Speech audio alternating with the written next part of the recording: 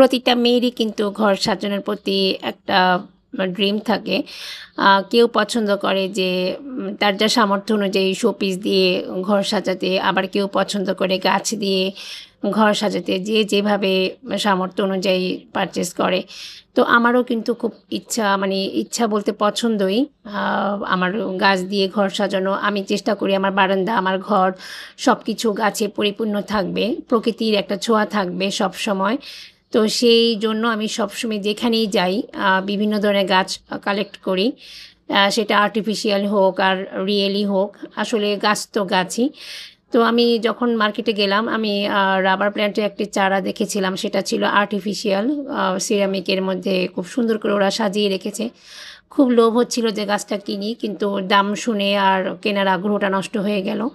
তারপর থেকে আমি রিয়েল প্ল্যান্টের সংরক্ষণ বা সংগ্রহ করার চেষ্টা করলাম।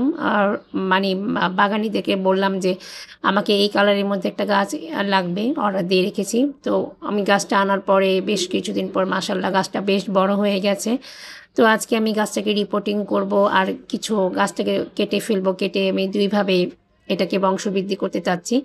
তো কাটার পরে এটা বেশ কষ বের হলো, যেহেতু রাবার সেই ধরনের কষটা বের হলো। এটাকে মুছে আমি যাতে ব্যাকটেরিয়া না হয়, সেজন্য আমি হলুদের পেস্ট, অ্যালোভেরার মধু দিয়েছি। যার যেটা হাতে থাকবে সে সেটা দিয়েই কাজ করলেই ভালো হয়।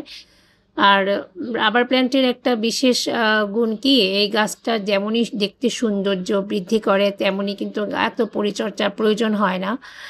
সেমি শেডের মধ্যে মানে কম আলোতেই তার ভালো লাগে।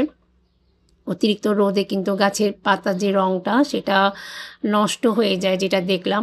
এর পাতাটাও কিন্তু খুব কাজে লাগে। পাতাটাও কেটে, কেটে যদি লাগানো যায় সেক্ষেত্রেও কিন্তু এটা বংশবৃদ্ধি করা যায়।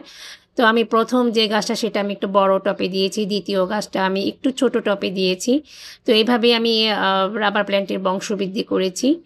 আর এখন চিন্তা করলাম যে এই গাছটা যদি কেউ কিনতে চান তাহলে আমি সেক্ষেত্রে এটাও সেল করে দিব। আশা করি আপনাদের ঘর সাজানোর জন্য এই ইচ্ছাটা পূর্ণ হয়ে যাবে। আর আর্টিফিশিয়াল প্ল্যান্টের একরকম দেখতে সৌন্দর্য, রিয়েল প্ল্যান্টের সৌন্দর্য কিন্তু তার থেকেও অনেক বেশি। সেজন্য আমি রিয়েল প্ল্যান্টেই সংরক্ষণ করেছি। তো আমি এখানে গোবর সার মাটি দিয়েছি। গোবর সার মাটিটা একটু ঝুরঝুরা হলে, মানে শুকনো মাটি হলে ভালো হয়। ভিজাটা দিলে অনেক সময় ব্যাকটেরিয়ার জন্ম নেয়। আর এইভাবেই মাটিটা যদি আমরা দিয়ে থাকি তাহলে মানে অনেক কষ্টটা কমে যায়। কারণ এই মাটির সাথে গোবরে যেহেতু একটু খাবার থাকে, সেজন্য গাছের বৃদ্ধি এবং গাছের সৌন্দর্য আরও পরিপূর্ণ হয়।